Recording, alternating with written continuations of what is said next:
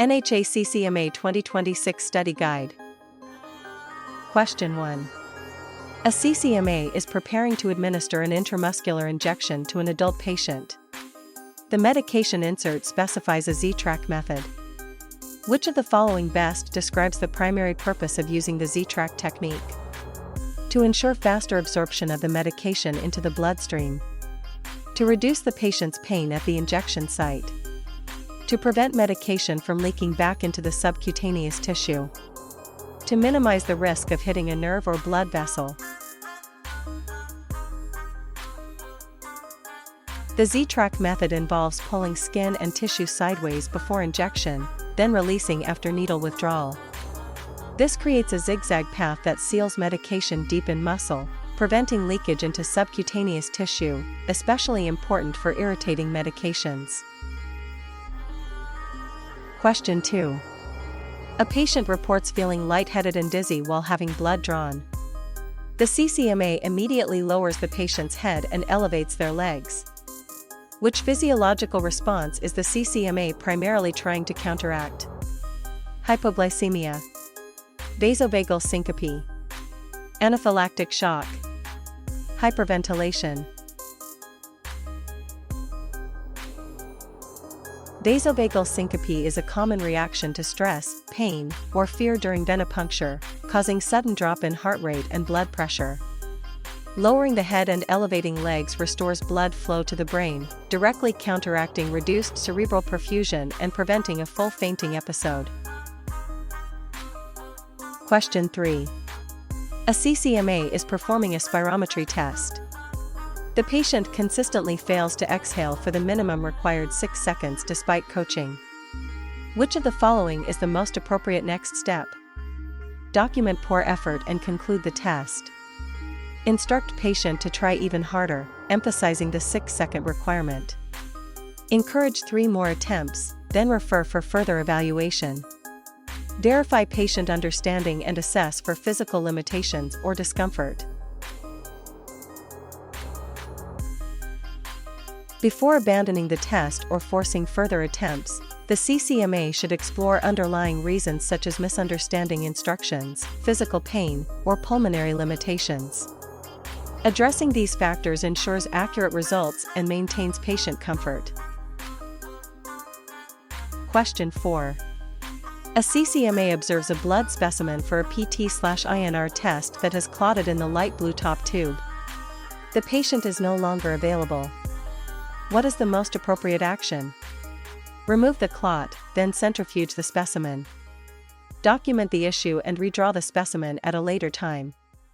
Label as clotted and send to the lab with a note. Centrifuge the clotted specimen and test the remaining plasma. Light blue top tubes contain sodium citrate to prevent clotting for coagulation studies. Once clotted, the specimen is compromised because the clotting process consumes coagulation factors, leading to inaccurate results. The only correct action is to discard and redraw when the patient returns. Question 5. A patient calls the clinic complaining of severe chest pain and shortness of breath. The CCMA should advise the patient to take 2 aspirin and wait for the doctor to call back. Come to the clinic immediately for an urgent appointment. Call 911 or go to the nearest emergency room. Rest at home and monitor symptoms closely. Severe chest pain and shortness of breath are classic indicators of a potential medical emergency such as heart attack or pulmonary embolism. Directing the patient to call 911 or go to the ER ensures rapid life-saving care that cannot be provided in an outpatient clinic. Question 6. A CCMA is setting up an exam room for a minor surgical procedure. Which best describes the appropriate method for preparing sterile instruments? Open sterile packages over the sterile field, dropping contents directly onto it. Place instruments from unsterile packages directly onto the sterile field. Touch only the handles of instruments with sterile gloves, then place them. Tear open packages and slide instruments onto the sterile field from the side. When adding instruments to a sterile field, packages should be opened while held above the field, allowing contents to fall directly onto it without touching non-sterile surfaces. This technique ensures only sterile contents contact the sterile field, protecting the patient from infection. Question 7. According to CLIA regulations, which laboratory test can a CCMA typically perform in an outpatient setting without special certification? Blood cultures, arterial blood gases (ABGs), urine dipstick, complete blood count (CBC). CLIA waived tests are simple procedures with low risk for error. Urine dipstick analysis is a classic example of a waived test. Blood cultures, ABGs, and CBCs are considered moderate or high complexity, requiring specific training, certification, or more advanced laboratory settings. Question 8. A patient has a known allergy to latex. Which action is most crucial for the CCMA when preparing to draw blood from this patient? Use a smaller gauge needle to minimize trauma. Ensure all materials, gloves, bandages, tourniquet, are latex-free. Apply tourniquet for shorter duration to prevent skin irritation. Have epinephrine readily available in the room. The most crucial action is to proactively select latex-free supplies for the entire procedure. Preventing exposure is the primary safety measure. While having epinephrine available is important for severe reactions, avoiding the allergen entirely is the most effective protection. Question 9. A CCMA accidentally pricks their finger with a contaminated needle after drawing blood. What is the immediate first step? Report the incident to the supervisor. Wash the affected area with soap and water. Squeeze the wound to promote bleeding. Go to the emergency room immediately. The immediate first step after a needle stick injury is to wash the wound thoroughly with soap and water to physically remove contaminants and reduce infection risk. Following this, the incident must be reported to a supervisor and post-exposure evaluation initiated according to facility policy. Question 10. A CCMA is educating a patient about collecting a 24-hour urine specimen at home. Which instruction is most important to include? Collect the first morning urine void on the second day. Discard the first urine void of the collection period. Store the collection container in a warm, dark place. Add a preservative tablet to each voided sample. For accurate 24-hour urine collection, the patient must discard the first void of the day, then collect all subsequent urine for 24 hours including the first void of the following day. Discarding the initial void ensures the collection starts with an empty bladder, providing a comprehensive sample of substances excreted over the full period. Question 11. A CCMA is preparing to assist with a gynecological exam. Which action is most appropriate to ensure patient comfort and privacy? Position patient in lithotomy position before provider enters. Keep the door slightly ajar for quick provider entry. Hand the patient a gown, explain how to put it on, then leave the room. Remain in the room during the entire examination to chaperone. Providing a gown, explaining its use, and stepping out allows the patient privacy to disrobe and dress without feeling rushed or exposed. While chaperoning is often necessary during the exam itself, the initial preparation phase requires allowing the patient personal space. Question 12. During a routine venipuncture, the patient reports sudden sharp radiating pain down their arm. The CCMA should immediately adjust the needle position slightly. Remove the tourniquet and needle. Ask the patient to clench their fist. Reassure the patient and continue the draw. Sudden sharp radiating pain is a strong indicator of potential nerve involvement or injury. The immediate safest action is to completely remove both the tourniquet and needle to prevent further damage. Adjusting the needle or continuing could exacerbate the injury. Question 13. A CCMA is documenting a patient's vital signs. The blood pressure is 150/92 mmHg. According to current guidelines, how would this reading be classified for an adult? Normal, elevated, Stage 1 hypertension, Stage 2 hypertension. According to AHA/ACC guidelines, Stage 1 hypertension is defined as systolic 130 to 139 or diastolic 80 to 89 mm of mercury. Since 150 mm of mercury exceeds 139 and 92 mm of mercury exceeds 89, this reading falls into Stage 1 hypertension, indicating potential health risks requiring follow-up. Question 14.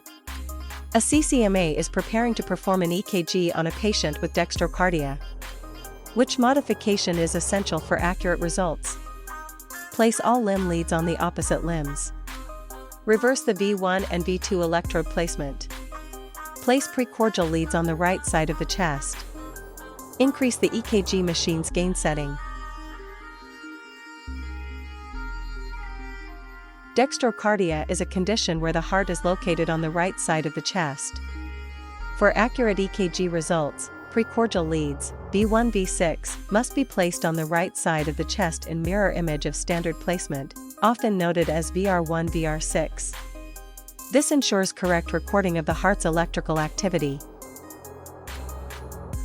Question 15. A patient presents with symptoms of severe allergic reaction, widespread hives, difficulty breathing, and rapid weak pulse. The CCMA should anticipate the provider will order which medication first? Diphenhydramine, Benadryl, albuterol, epinephrine, prednisone.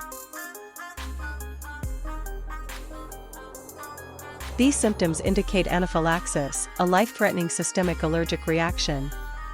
Epinephrine is the first-line medication because it counteracts life-threatening symptoms by constricting blood vessels, relaxing airway muscles, and improving heart function. Other medications may be used later, but epinephrine is the immediate treatment needed to stabilize the patient. Question 16. A CCMA is responsible for cleaning and sterilizing instruments. Which method provides the highest level of microbial destruction? Disinfection, sanitization, autoclaving, ultrasonic cleaning. Autoclaving uses saturated steam under pressure to achieve sterilization, destroying all forms of microbial life including spores. Disinfection, sanitization, and ultrasonic cleaning reduce microbial load but do not eliminate spores, meaning they are not considered sterilization methods. Autoclaving is the gold standard for instruments used in invasive procedures. Question 17. Which of the following is an example of an open-ended question a CCMA might ask during patient intake? Are you experiencing any pain today? Can you describe what brings you in today? Did you take your medication this morning? Do you have any allergies? An open-ended question cannot be answered with a simple yes/no and encourages the patient to provide detailed descriptive information. Can you describe what brings you in today? Prompts the patient to elaborate on symptoms and concerns in their own words, providing more comprehensive data than closed-ended questions. Question 18. A CCMA is performing a urinalysis using a reagent strip. Which factor can cause a falsely elevated protein result? Dilute urine, highly alkaline urine, pH greater than 8.0, ascorbic acid ingestion, refrigerated specimen. Highly alkaline urine, pH greater than 8.0, can produce false positive or falsely elevated protein results because the test pad's buffer system becomes overwhelmed, causing a color change even without significant protein. Dilute urine may lower results, while ascorbic acid typically interferes with other tests like glucose or blood. Question 19. A CCMA is preparing to administer an oral medication. After verifying the 5 rights, the patient states, "I don't think I'm supposed to take that one." What is the most appropriate action? Administer the medication as prescribed, reassuring the patient. Document the refusal and inform the provider. Double-check the order against the patient's statement and clarify with the provider. Ask the patient why they believe the medication is incorrect. The patient's concern signals a potential discrepancy that must be thoroughly investigated. The most appropriate action is to re-verify the order against the patient's concern and, if doubt remains, clarify directly with the prescribing provider.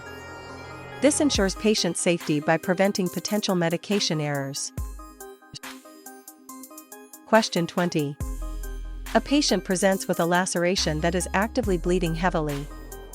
After applying direct pressure, which is the most appropriate next step? Apply a tourniquet above the wound. Elevate the injured extremity above the heart.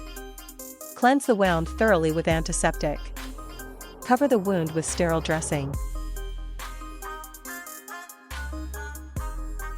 Elevating the injured extremity above the heart helps reduce blood flow to the area through gravity, which can significantly slow heavy bleeding when combined with direct pressure. A tourniquet is a last resort for life-threatening bleeding, and wound cleaning comes after bleeding is controlled. Question 21. Which action best demonstrates a CCMA's adherence to HIPAA regulations regarding patient information? Discussing unusual symptoms with a colleague in the break room. Leaving a patient's medical chart open on the counter while stepping away. Obtaining a patient's signed authorization before releasing records to a third party. Calling out patient's full name and reason for visit loudly in the waiting room. Obtaining signed patient authorization is a fundamental HIPAA requirement for releasing medical records to anyone outside of direct treatment, payment, or healthcare operations. Discussing patient information openly, leaving charts exposed, or announcing sensitive details loudly are all direct HIPAA violations. Question 22. A CCMA is reviewing a patient's medication list and notices an order for NPO after midnight. This abbreviation means: take medication with food, nothing by mouth, take as needed, new patient order. NPO stands for nil per os, Latin for nothing by mouth. This instruction is crucial before surgeries or certain diagnostic tests to prevent complications like aspiration. Understanding this abbreviation is vital for patient safety and following pre-procedure protocols correctly. Question 23. A CCMA is assisting with a sterile procedure. The provider accidentally brushes their unsterile gown against the edge of the sterile field. What is the most appropriate action? Cover the affected area with a fresh sterile drape. Inform the provider, consider the field contaminated, and prepare a new one. Observe if any instruments were directly touched. Continue as minor contact usually does not cause contamination.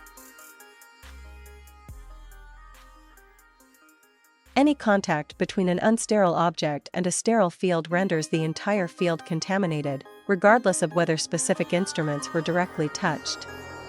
The safest action is to inform the provider, consider the entire field compromised, and prepare a completely new sterile field to ensure patient safety. Question 24. A CCMA is performing venipuncture on a patient with fragile veins. Which action is most appropriate to prevent vein collapse? Use a 23-gauge butterfly needle. Apply a tight tourniquet for longer duration. Use a larger gauge needle, e.g., 18 gauge. Have the patient vigorously pump their fist. A 23-gauge butterfly needle has a smaller bore and is less likely to cause vein trauma or collapse compared to larger needles. It also provides better control for fragile veins. Applying a tight tourniquet or having the patient pump their fist vigorously increases pressure and risks damage. Question 25. When preparing a patient for a Holter monitor application, the CCMA should instruct the patient to avoid showering or bathing during the monitoring period. Engage in strenuous exercise to trigger symptoms. Remove the monitor if they experience chest pain. Limit daily activities to ensure accurate readings. Holter monitors are not waterproof. Showering or bathing can damage the device or detach electrodes, compromising the recording. Patients should maintain normal activities and keep a symptom diary, but water exposure must be avoided to obtain accurate diagnostic information.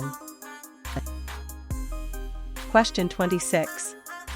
A CCMA is asked to schedule an MRI for a patient. Which information is most crucial to confirm before scheduling?